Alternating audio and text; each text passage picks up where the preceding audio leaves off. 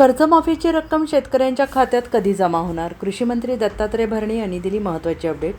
इंदापूर येथे माध्यमांशी संवाद साधताना राज्याचे कृषी मंत्री दत्तात्रय भरणे यांनी शेतकरी कर्जमाफीबाबत महत्त्वाची माहिती दिली. राज्य सरकारने जाहीर केलेल्या कर्जमाफीची रक्कम लवकरच पात्र शेतकऱ्यांच्या बँक खात्यात जमा होईल असं त्यांनी स्पष्ट केले. यावेळी भरणे यांनी म्हटलंय, कर्जमाफीसाठी यापूर्वी 30 जून आणि त्यानंतर 5 जुलैची मुदत देण्यात आली होती.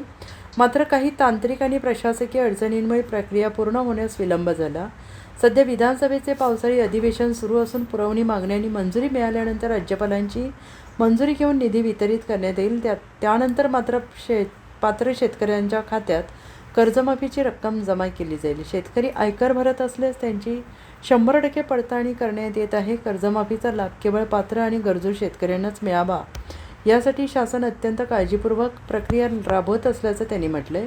4-2 दिवस उशीर झाला तरी चालेल, मात्र कोणतीही चूक न होता पात्र शेतकऱ्यांच्या खात्यात रक्कम जमा झाली पाहिजे ही शासनाची भूमिका आहे, असंही कृषी मंत्र्यांनी स्पष्ट केलंय. सध्या निश्चित केलेल्या निकषानुसार पात्र शेतकऱ्यांना कर्जमाफीचा लाभ दिला जाणार असून शेतकरी संघटना आणि शेतकऱ्यांकडून आलेल्या सूचना मागण्यांचा विचार करून आवश्यक असल्यास निकषांमध्ये सुधारणा करण्यास शासन सकारात्मक असल्याचं त्यांनी म्हटलं आहे. यावेळी त्यांनी मुख्यमंत्री, उपमुख्यमंत्री यांच्यासह राज्य मंत्रिमंडळाचे आभार मानत अडचणीच्या काळात शेतकऱ्यांच्या मदतीचा निर्णय घेतल्याबद्दल शासनाचं कौतुक केलं आहे. 5 तारीख आम्ही दिलेली आहे.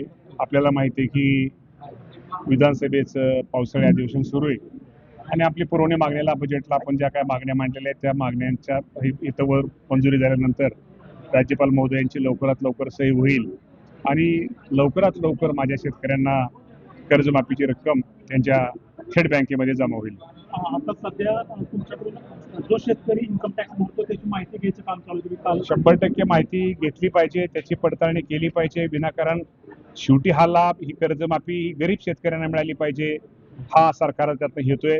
ठीक आहे, 4-2 दिवस उशीर झाला तरी काय उशीर होतोय हे आम्ही मान्य करतो, परंतु सगळी माहिती घेऊनच या बाबतीमध्ये शेतकऱ्याच्या खात्यामध्ये रक्कम जमा केली. त्यातनं कुठं चुकबुल होऊ नये हीच करत आम्ही सरकार म्हणून आम्ही त्यांची काळजी घेतोय.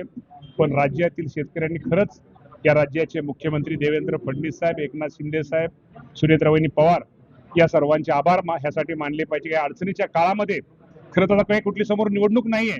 कुठली समोर निवडणूक नसताना सुद्धा, कुठलाही राजकीय मनामध्ये कुठलंही नसताना सुद्धा त्या अडचणीत आलेल्या माझ्या शेतकऱ्याला एक मदत करण्याचा निर्णय या राज्याचे मुख्यमंत्री, दोन्ही उपमुख्यमंत्री आणि आमच्या सगळ्या मंत्रिमंडळातल्या सगळ्या सहकार्याने घेतलेला आहे. निश्चित या सर्वांचं एक कृषी मंत्री म्हणून, एक शेतकऱ्यांचा प्रतिनिधी म्हणून यांचे आभार मानतोय.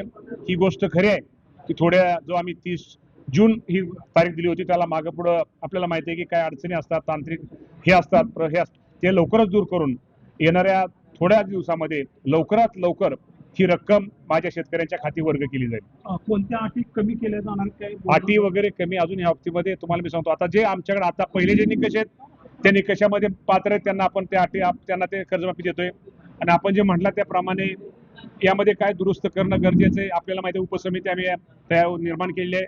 शेतकऱ्यांच्या काय सूचना आहे, कुठली अट घातली पाहिजे, शेतकरी प्रतिनिधी जे शेतकरी संघटनेचे काय त्यांचे काय मागणी आहेत त्या बाबतीमध्ये अजून पुढे भविष्यामध्ये त्यांच्या सूचनेचा आदर करून त्यामध्ये दुरुस्त करून त्या शेतकऱ्यांना कर्जमाफीचा लाभ देता येईल. Bureau report, SBN Marathi, Pune.